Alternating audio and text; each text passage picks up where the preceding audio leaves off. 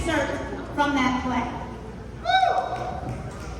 When I first got my diagnosis, a friend of mine would send me videos of people ringing the bell at the end of their treatment. I watched the videos and none of these women looked like me. They were much older and they seemed at the end of life. And I was even more disconnected. The concept of ringing the bell, which is the ritual that represents the end of our cancer journey, was the furthest thing from my mind. Again, it was the beginning. The wounds were fresh. And besides, what the hell I look like ringing some damn bell anyway, like I'm calling the family to dinner. So just like I wasn't wearing no damn peak to celebrate cancer or surviving, and I sure as hell wasn't about to ring no damn bell. But now, it was a year later.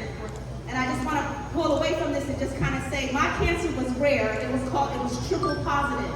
So the medication, so the people who were tested before me, they discovered this now, maybe 15-year-old rare form of cancer. Because I thought I was just going to get radiation and have a nice day. But they ended up telling me that I was going to have to get chemo, and it was going to last a year, and then I was going to get radiation. So back to my question. But now it was a year later, and it was time to receive my final dose of radiation. I got dressed, and it still hurt too badly to put on a bra because I had a large third-degree burns on my shoulder and underneath my breast. But this was the day. My cousin came with me, and I allowed my sister to come too. After I finished my last treatment day, I was led down this hall, and on the wall there was a bell mounted. I approached the bell like it wasn't there, like it was an illusion. But then I looked at it, and in that moment I knew it was real and that this bell signified the ending for me in this journey I had reluctantly been on. I knew I was never coming back here to be burned again by the rays of death. I reached up slowly and softly, and I grabbed the bell, and I rang it. I turned and I looked at the doctor and I said, I did it. And then the nurse and my family said, ring it again, ring it again. So I looked at that bell, I reached up toward that bell, and with every ounce of my body, I rang that bell. I rang that bell loud and with my entire body. And when I rang it the second time, the weight on my back went from the size of the world to the size of a feather. I was light. And for so long, I had been plagued by death. But it was this moment that I decided it was time for me to get back to life.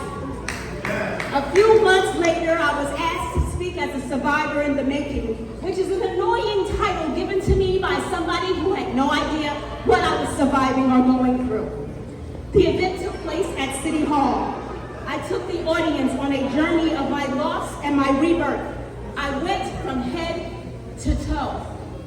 I lost my hair. I lost my mind. I lost my taste.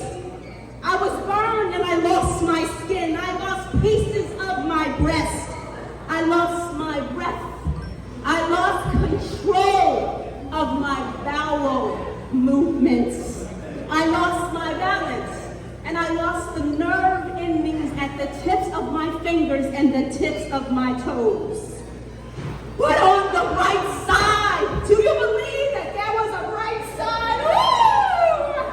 Woo! My hair grew back and it was soft like a baby's. Ego brain, which nobody talks about, began to subside, and my thoughts were even more clear, and I was focused. My taste came back, my skin was healed, and I was left with new birthmarks. The nausea was gone, and thank God the diarrhea was gone. I could finally go out those damn adult diapers. I got a new titty. Just one, but I got it. I got my balance back. I could dance again. The neuropathy remains, but you get used to it. So now when I give hugs and I touch things, they are no longer like they used to feel. They are even more pressure. The tingling sensation in my toes and in my fingers, it never goes away. But I'm okay with that because it reminds me that I am still here. I cried survivors. I think we all need a release. So fuck pink?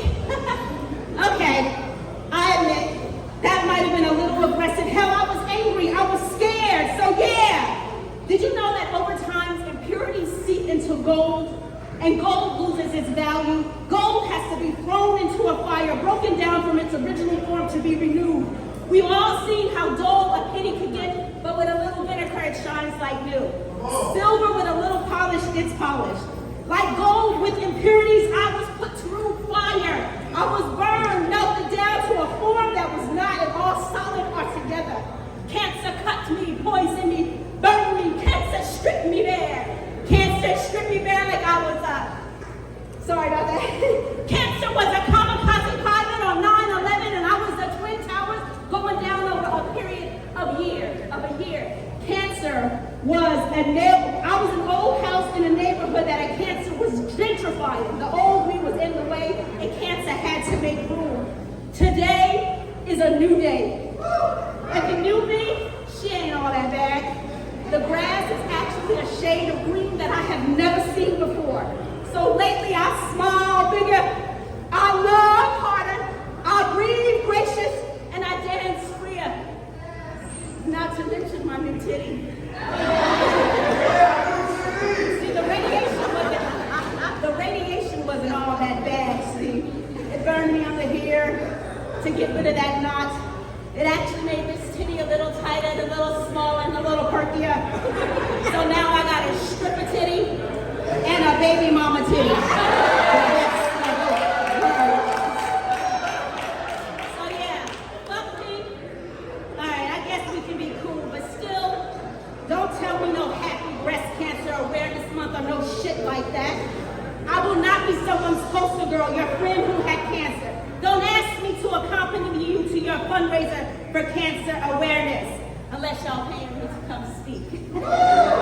Don't bring me no pink cake, no ribbons in October to remind me of the experience to make yourself feel like you're a part of a trendy cause. It's cool, just be cool. Yeah, I had cancer, and it beat my ass. It beat me left and right and up and down. But that was the battle, but I won the war. And here I am in my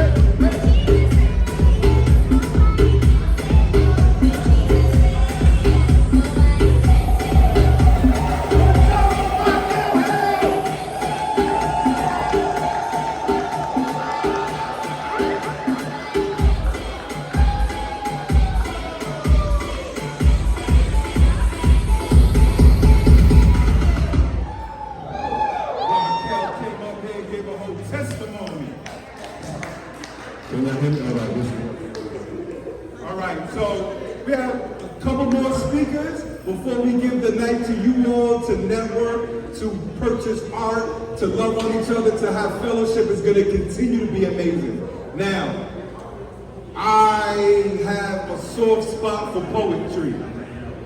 You guys love poetry? Me too. One thing I wasn't expecting when I moved to Atlanta was how much I was gonna love the community of poets. I.e., I got my brother right here, Jamello, Mello, my man. What's up? How you doing, brother? I'm doing good thing. I got She-Bones, Miss Carter in the building as well. Give it up for my poetry friends, my poetry friends. Now, guys, be aware if there's anything you want to get into, just keep your hand on the pulse of the city. Those are the two you need to speak to. Now, aside from that, the next speaker is not just my brother in rhyme. He is my brother that I was able to become a man with.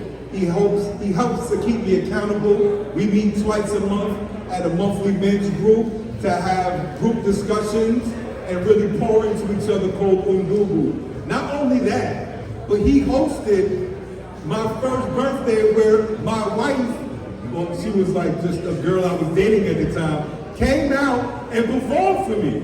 So you've been around from the beginning, my brother. All right, so I can give you the formal bio. You want me to read your formal bio too, sir? You do so many amazing things. I'm gonna do it. I'm gonna blush on him and stuff.